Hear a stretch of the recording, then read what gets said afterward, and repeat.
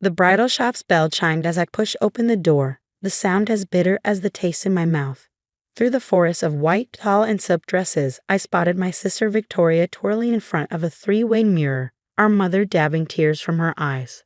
"Oh, Victoria," Mom gushed, "you look absolutely perfect." The wedding dress probably cost more than most people's monthly salary. Of course it did. She paid for it with my money. "Rebecca." Victoria's face lit up with fake enthusiasm when she saw me in the mirror. "I was wondering when you show up. What do you think?"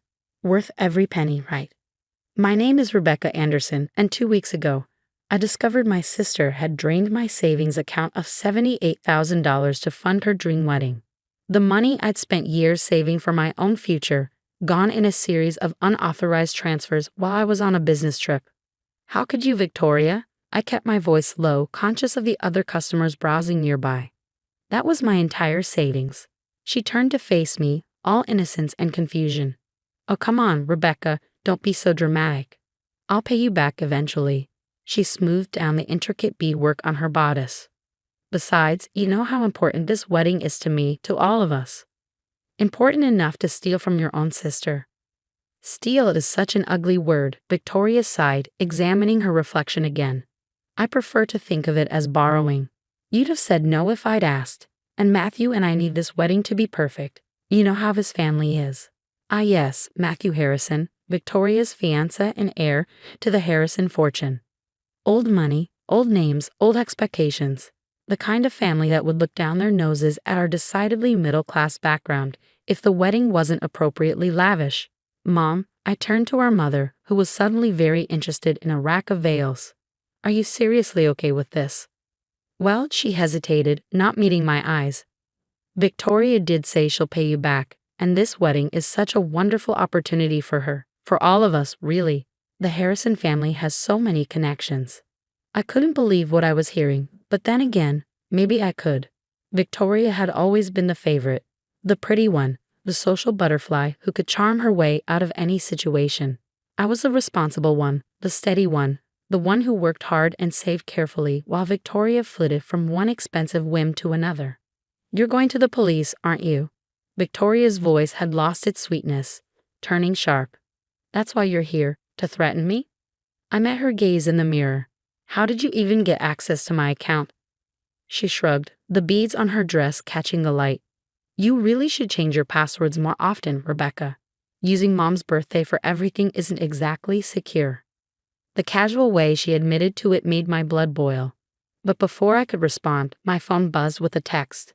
Looking down at the screen, I felt my anger give way to something else. Determination. "No, Victoria," I said, slipping my phone back into my pocket. "I'm not going to the police. Not yet, anyway." She raised an eyebrow, suspicious of my sudden calm. "Then why are you here?" "To let you know that I know, and to give you a chance to make this right." Victoria laughed, with sound like tinkling glass. "Or what? You'll tell Matthew?" "Please, he wouldn't believe you over me. Nobody ever does." She was right about that. Victoria had always been the better liar, the better manipulator. But what she didn't know was that I had something she didn't. Proof. Not just of her theft, but of something far more damaging. The text I'd just received was from Daniel, a private investigator I'd hired after discovering the theft. "Got what you needed. Meeting at 2 p.m. to review findings." "You have until the wedding to return my money," I said, turning to leave. "Every cent of it." "Or what?" Victoria called after me, her voice mocking. "What are you going to do, Rebecca?" I paused at the door, looking back at her, resplendent in her stolen dress. "You'll find out." Outside, the autumn air was crisp, carrying the scent of fallen leaves. I checked my watch, just enough time to make it to Daniel's office. As I drove across town, I thought about how things had come to this. Victoria and I had never been close, despite our mother's best efforts. 3 years apart in age, we were opposites in every way that mattered. While I worked part-time jobs through college and built my career in marketing, Victoria bounced between expensive schools and failed business ventures, always supported by our parents' indulgence. Meeting Matthew Harrison had been her golden ticket. He was everything she always wanted, rich, connected, and completely taken in by her carefully crafted persona. Their whirlwind romance had culminated in a proposal after just 6 months, and suddenly Victoria was planning the society wedding of the century. Daniel's office was in a modest building downtown, the kind of place that didn't draw attention, perfect for someone in his line of work. He was waiting for me when I arrived, a thick folder on his desk. "Miss Anderson," he greeted me, gesturing to a chair. "I think you'll find this interesting." He opened the folder, spreading out photographs and documents. "Your sister's fiancé isn't quite what he seems." I leaned forward, examining the evidence. Matthew Harrison, it turned out, had secrets of his own, secrets that would destroy not just the wedding but Victoria's entire carefully constructed future. "Are you sure about this?" I asked, picking up a particularly damning photograph. Daniel nodded grimly, every bit of it verified. "The question is, what do you want to do with it?" I sat back, thinking about Victoria in her stolen wedding dress, so confident in her immunity from consequences. First, I want copies of everything. And then for the next hour, Daniel and I mapped out a plan. It wasn't just about getting my money back anymore. It was about teaching Victoria a lesson she'd never forget. That evening, my phone lit up with texts from our mother, begging me to be reasonable and think about the family. I ignored them all. Instead, I focused on organizing the information Daniel had provided, building a case that would shatter Victoria's perfect wedding plans. The next morning, I woke up to an email from Victoria. "Dear Rebecca, I know you're upset, but you're being childish about this. The money is spent, deposits paid, contracts signed. There's no going back now. Besides, once I'm married to Matthew, I'll have more than enough to pay you back. Just be patient and don't ruin this for everyone. Love, Victoria." Her arrogance was breathtaking. She really believed she could steal my life savings and face no consequences. That's what a lifetime of indulgence had taught her, that rules didn't apply to her, that she could take whatever she wanted.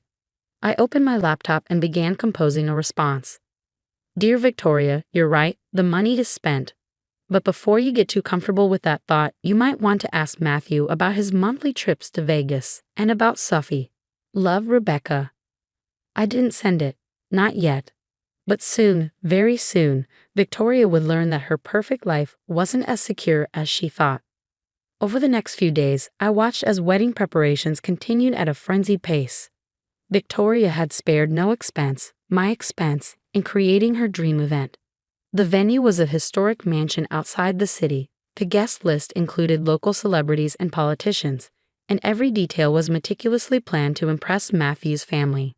I received an invitation in the mail, cream-colored paper with gold embossing.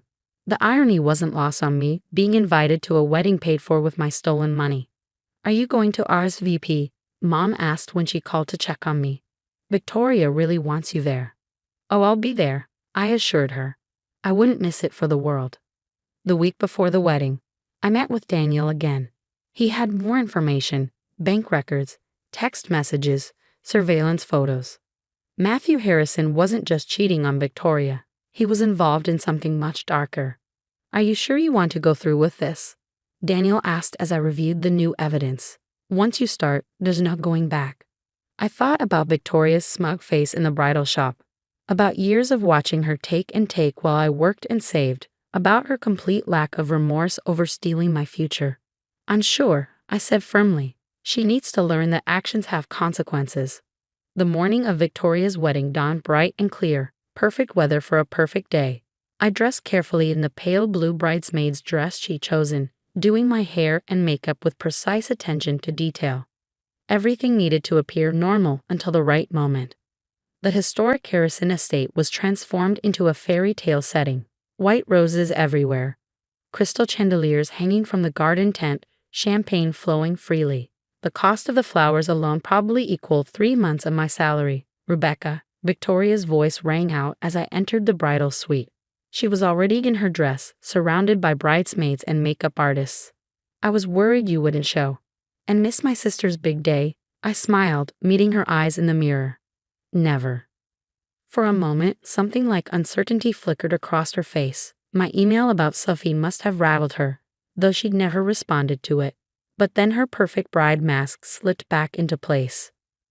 "Well, good," she said, turning back to her reflection. "Everything needs to be perfect today. Matthew's entire family is here, and they're already." "Already what?" She sighed, adjusting her veil. Let's just say they have certain expectations. This wedding needs to go exactly as planned. I thought about the manila envelope in my car, about the text messages I'd scheduled to send at precise intervals throughout the day. Don't worry, Victoria. Everything will go exactly as it should. The ceremony was scheduled for 4 p.m. at 2:30. While Victoria was having final photos taken with our parents, I sent the first text to Matthew. Just 3 words. I know about Sophie. I watched from across the garden as he read it, his face paling slightly before he quickly composed himself. He glanced around, trying to spot the sender, but I was already walking away. At 3:15 during the pre-ceremony cocktail hour, I had Daniel deliver an envelope to Matthew's room. Inside were photos, not all of them, just enough to let him know we had proof. Problems? I asked innocently, finding Victoria alone for a moment in the bridal suite. She was pacing, her perfect dress swishing across the floor. Matthew's acting strange, she said, biting her perfectly painted lip. He keeps checking his phone and disappearing. You haven't said anything to him, have you? I adjusted a flower in my bouquet. About what? About the money you stole from me or about Sophie? She froze. Rebecca, please don't do this. Not today. I promise I'll pay you back. Like you promised to pay back Mom and Dad for your failed boutique? Or Thomas for the startup money you borrowed last year? I stepped closer. You're not the only one who can uncover secrets, Victoria. Her face hardened. You wouldn't dare ruin this. The Harrison family would destroy you. Maybe. But they'd destroy Matthew first, and you by association. Before she could respond, our mother burst in. Victoria, honey, it's almost time. I left them there, making my way to the ceremony site. Guests were being seated, the string quartet was playing, and Matthew stood at the altar, looking increasingly uncomfortable. At 3:55, 5 minutes before the ceremony was due to start, I sent him the final text, a video this time, short but devastating. His face went from pale to ashen as he watched it.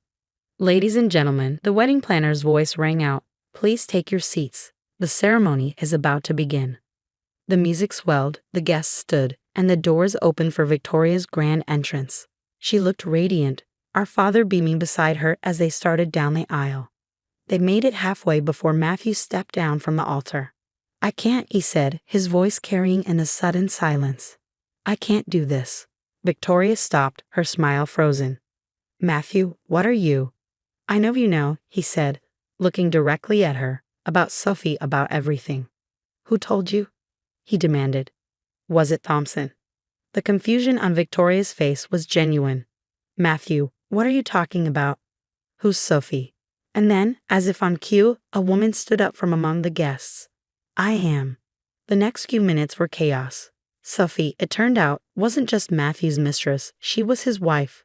Their marriage in Vegas 3 months ago had been very real, very legal, and very much a problem for the Harrison family. Victoria's perfect day imploded spectacularly. There were shouts, tears, accusations. Matthew's father had to be restrained from attacking his son.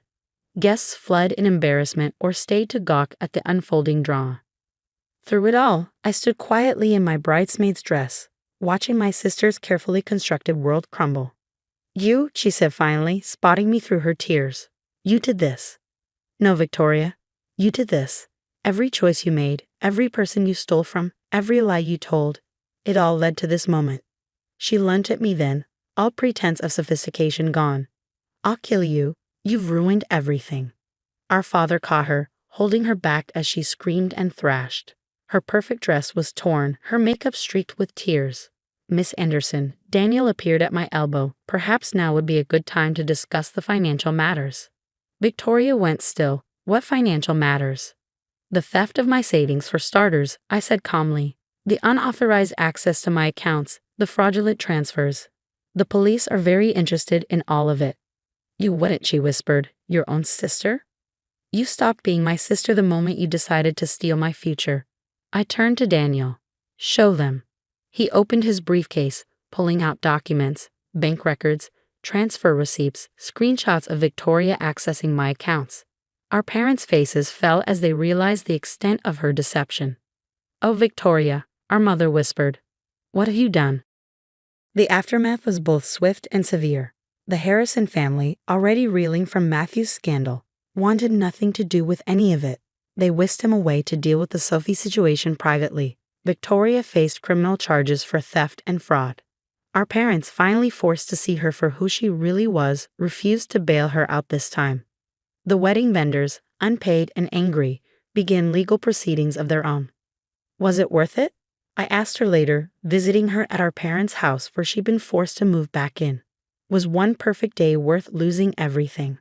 She didn't answer, just stared out the window, her perfect world shattered beyond repair. My money was eventually returned, not all at once but through a court-ordered repayment plan that would take Victoria years to fulfill.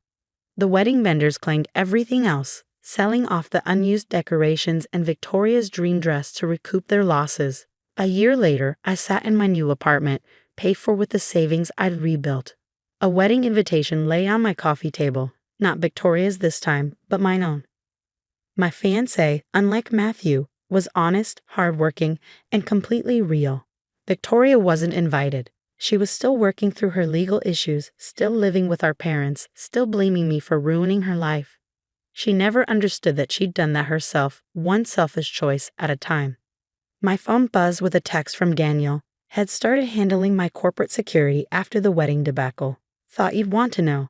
Matthew Harrison just got divorced from both wives. I smiled, thinking about karma and consequences. Victoria had wanted the perfect wedding at any cost. Instead, she learned a valuable lesson about the price of perfection. As I began planning my own wedding, modest, meaningful, and paid for honestly, I thought about what real love and family should look like. Not a fairy tale built on lies and theft, but something true and strong and real. Victoria had chosen her path, and now she was living with the consequences. Me, I was finally living my own life on my own terms, with my own honestly earned money, and that was worth more than any perfect wedding day could ever be.